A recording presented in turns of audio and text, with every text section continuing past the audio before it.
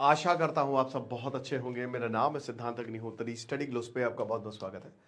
तो बांग्लादेश में हर जगह हिंसा आपको देखने को मिलेगी, क्योंकि ट्रायल जो है शेख हसीना का वो शुरू हो गया है। और ट्रायल शुरू हो गया है, अब आप बोलेंगे ये कब? ये पूरी शेख हसीना की जर्नी है जो हमने कवर की ही हुई है। आप इसको आराम से पॉज करके देख सकते हैं। एक हमारा ट्रैवलिंग चैनल है भाई सुकून के नाम से, तो डिस्क्रिप्शन कमेंट बॉक्स में लिंक है, उसको आप सब्सक्राइब करें। तो ट्रायल जो है वो शुरू हो गए हैं। क्या क्या आरोप है इनके ऊपर?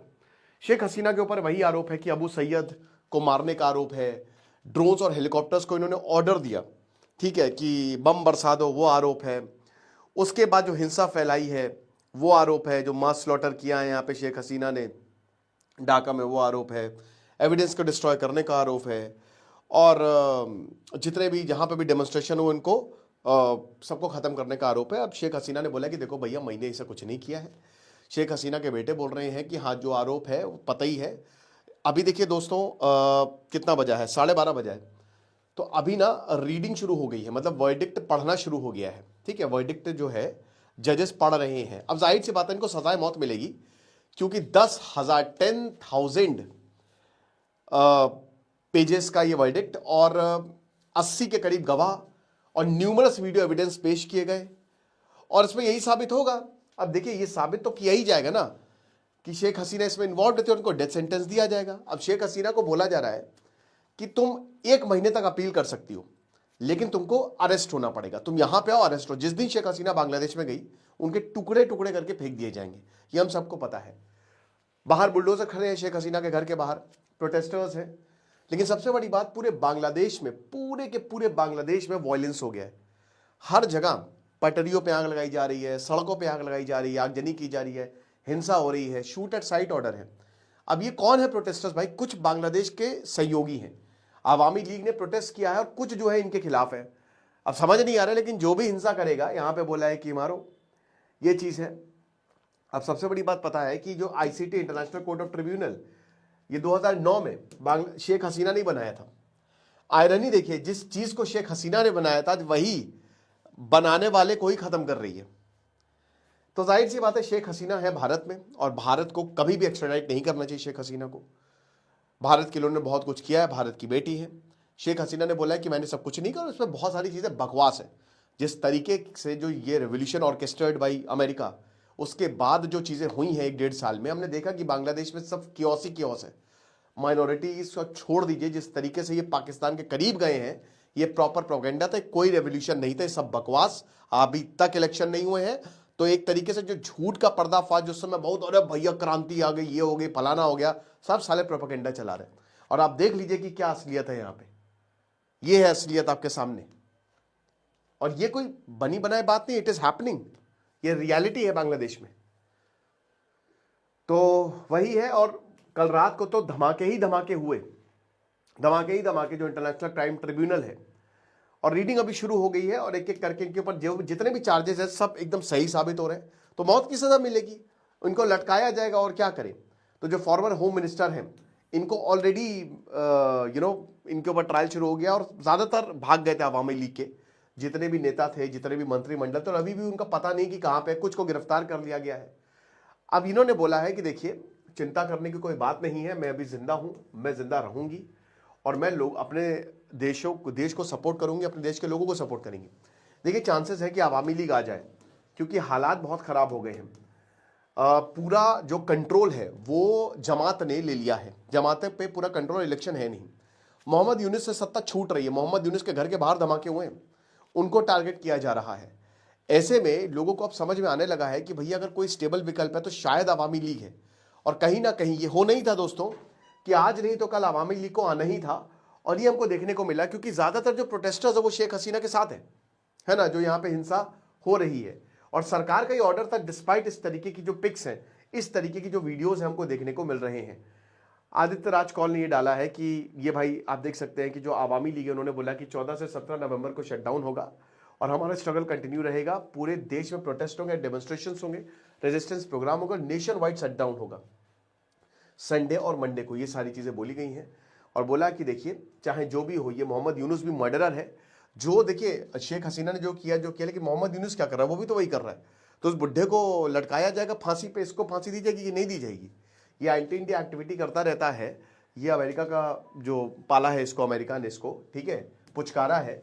तो अमेरिका, ये जो यूनुस ने अपने जितने भी बैंक बनाए थे, अमेरिका सारा अपना पैसा डालता था, सब कुछ, ठीक है। ये रिपोर्ट्स में, ये मैं ऐसे हवा में बात नहीं कर रहा हूं, ये सच है। तो अब क्या है कि बांग्लादेश जो है बताया कि हमने प्रोटेस्ट के लिए कॉल दे दिया है और लोग समझते हैं कि बांग्लादेश को कौन आगे ले जाएगा। आवामी लीग जो है that will not be allowed to do politics, ये भी बोला गया है। लेकिन आवामी लीग जो है वो लोगों ने बनाई है और हमारे रूट्स बहुत ही डीप है ना। मुजीबर रहमान की पार्टी है भैया।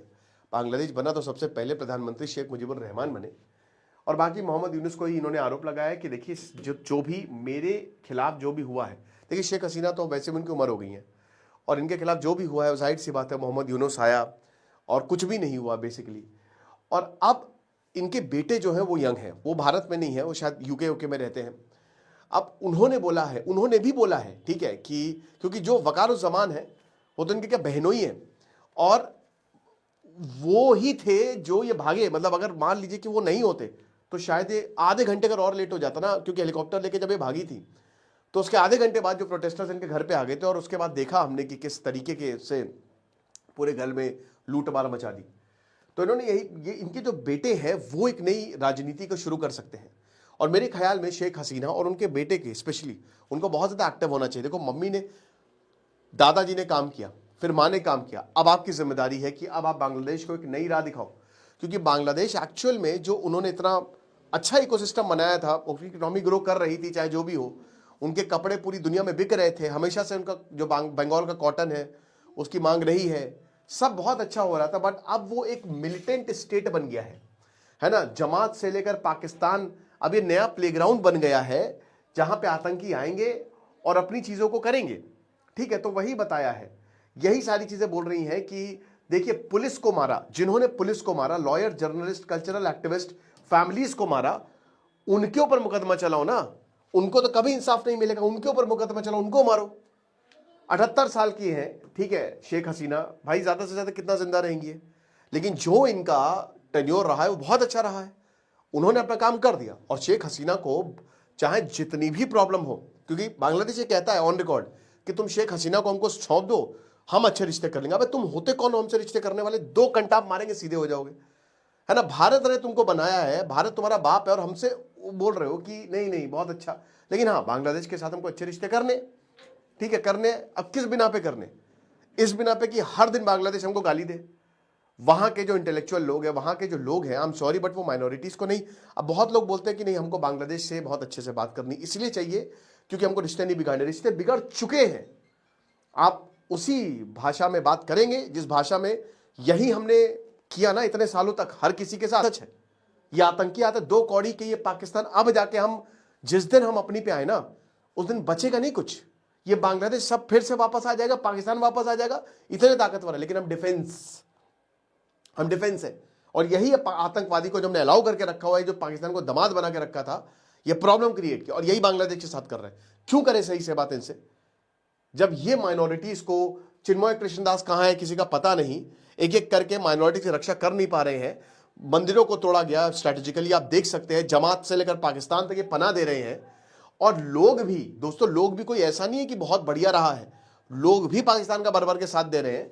तो भाई ऐसे देश से, हमारा पड़ोसी है बट आपको पड़ोसी की तरह व्यवहार करना पड़ेगा। और ऐसे देश से आप तभी अच्छे से बात करें या आप तभी डिप्लोमेसी रखें जब वो भी देश थोड़ा तो दिखाए। और शेख हसीना को हम नहीं भेज सकते क्योंकि भारत ने शेख हसीना को बहुत ज्यादा सपोर्ट किया है, ठीक है। भारत ने बहुत ज्यादा शेख हसीना को सपोर्ट किया है। She did not order any killings during the July unrest, ठीक है। ये बोला गया कि भाई हमने किलिंग्स नहीं, और मैंने भी बोला कि मैंने किसी को ऑर्डर नहीं दिया। Order came from doctor Mohammad Yunus ने किया, ठीक है। तो वही सारी चीजें कि जो जिसने किया तो आप उसको पकड़ो ना। फिर वही हर जगह, ढाका से लेकर हर जगह कहीं पटरियां उखाड़ी जा रही हैं, कहीं पे बॉम्ब ब्लास्ट किया जा रहा है, किसी होटल में बॉम्ब ब्लास्ट, और ये लाइव ब्रॉडकास्टिंग हो रही है, ठीक है। आपको मैं ये भी बता रहा हूं कि जो ब्रॉडकास्ट हो रहा है ना, ये पूरा वर्डिक्ट का ये लाइव हो रहा है, और वर्डिक्ट अभी पढ़ा जा रहा है। जाहिर सी बात है बांग्लादेश में और क्योस फैलेगा। हो सकता है आपको सेकेंड रेवोल्यूशन अभी 3-4 दिन के अंदर ही देखने को मिल जाए, कोई बड़ी बात नहीं है, ठीक है। बहुत कुछ होने वाला है दोस्तों। पूरा लॉकडाउन, पूरा ढाका, पूरा बांग्लादेश बंद है। और देखेंगे दोस्तों आगे क्या होता है। हमारी इस खबर पे नजर बनी हुई है। बाकी आपको क्या लगता है मुझे कमेंट बॉक्स में बताइएगा। Thank you so much.